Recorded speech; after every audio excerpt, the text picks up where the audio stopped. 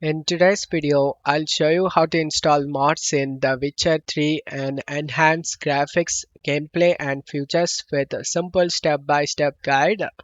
Check my video description for this mod list. Choose the mod you like to install. For this tutorial, I'm gonna install few mods. One is beautiful grass and new clouds and jump in shallow water. So once you downloaded the mod you like, right-click on the mod and select WinRAR and select Open with WinRAR.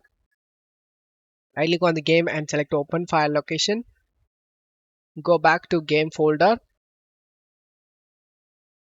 If you doesn't have mods folder created, then create a new folder and name it as mods. Okay, once you're done, open the mods folder, then drop this mod inside, and then go back, open the send mod and drag and drop these mod files inside. Open the new clouds mod.